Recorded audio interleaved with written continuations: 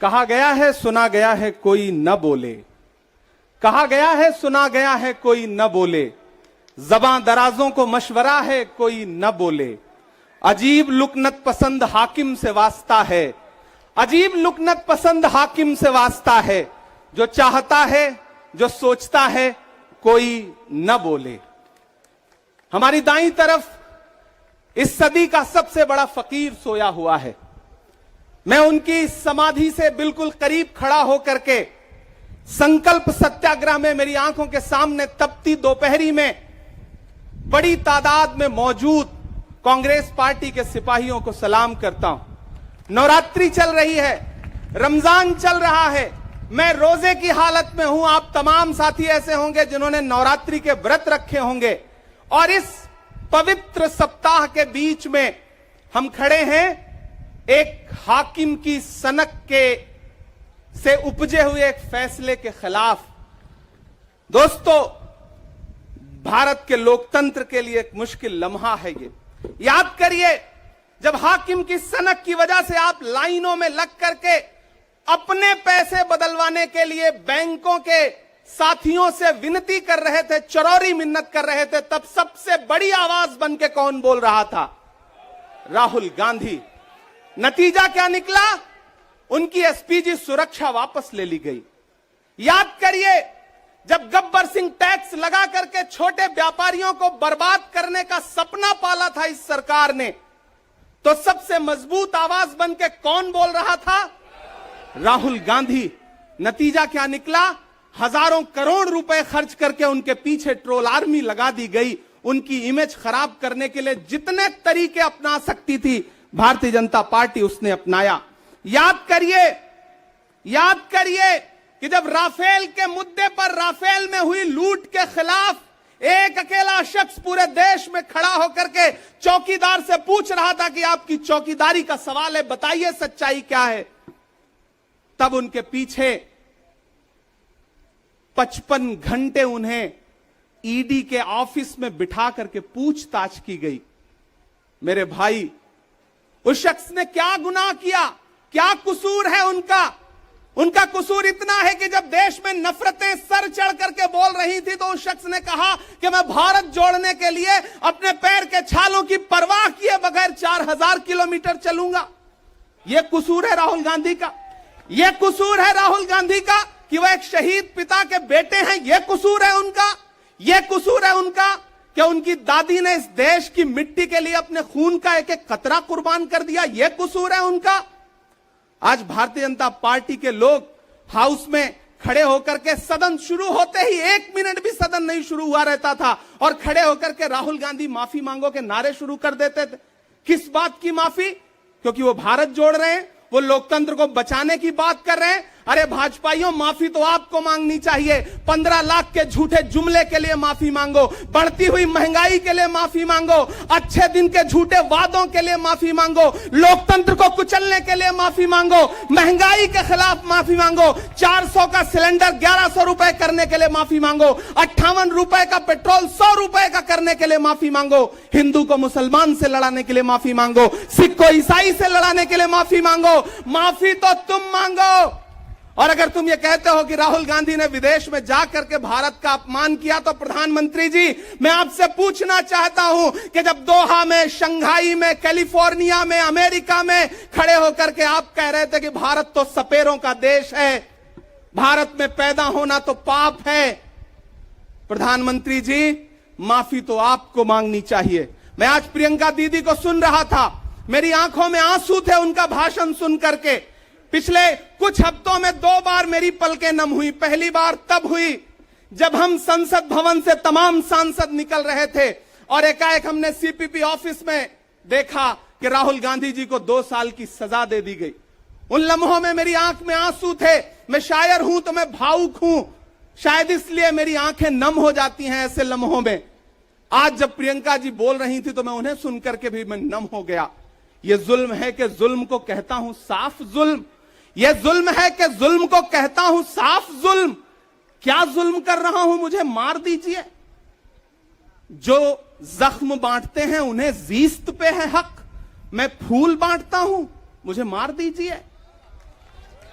फिर उसके बाद हिंदुस्तान वालों, फिर उसके बाद शहर में नाचेगा हू का शोर, फिर उसके बाद शहर में नाचेगा हू का शोर। मैं आखिरी सदा हूं, मुझे मार दीजिए। मेरे भाई, इस देश के लोकतंत्र को बचाने के लिए जो सबसे बड़ी आवाज है इस देश के, उसको मारने की, उसको कुचलने की जो कोशिश है, उसके खिलाफ आपको खड़ा तो होना पड़ेगा, आपको बोलना तो पड़ेगा। मैं कभी कभी सोचता हूं कि जब मैं कभी समाधि पर जाऊं तो क्या मुंह दिखाऊंगा महात्मा गांधी को, मैं क्या मुंह दिखाऊंगा राजीव जी को, हम क्या मुंह दिखाएंगे इंदिरा जी को, कि उनके वारिस के साथ, उनके घर के चश्मो चिराग के साथ इस तरह की अपमानजनक बातें की जा रही हैं और देश खामोश बैठा है।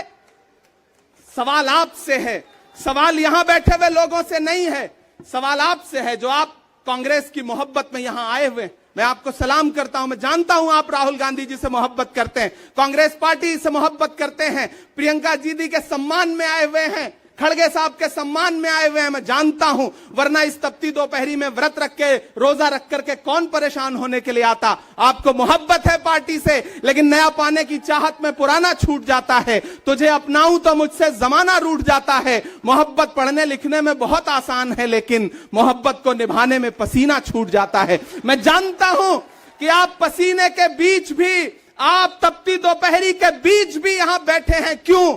क्योंकि आपके मन में पीड़ा है, आप देख रहे हैं कि लोकतंत्र को किस तरह से कुचला जा रहा है।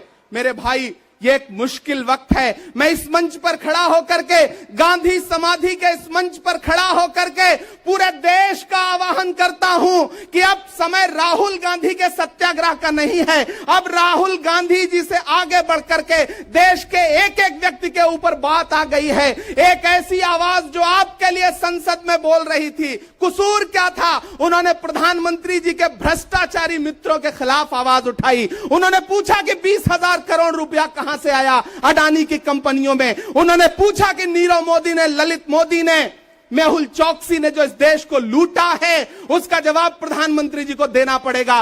अगर प्रधानमंत्री जी इतना कहने से आप राहुल गांधी जी की सदस्यता ले लेंगे तो हम तमाम सांसद तैयार हैं, ले लीजिए हमारी सदस्यता, लेकिन हम रुकने वाले नहीं हैं, हम झुकने वाले नहीं हैं, हम मुसलसल बोलते रहेंगे। मैं हिंदुस्तान के लोगों से कहना चाहता हूं कि हमने सहराओं में हासिल किया आसानी से, तुम समंदर में भी रहकर न मिले पानी से। ये सियासत के दिए सबके हवाले न करो, मुल्क बिक जाता है एक शख्स की नादानी से। इस शख्स की नादानी से देश बिक रहा है, लोकतंत्र मटिया मेट हो रहा है, संविधान को कुचला जा रहा है। और वो आखिरी सदा जो 7 फरवरी को गूंजी थी पार्लियामेंट में, उसको भी खामोश करने के लिए उसे संसद से निकाल दिया गया है।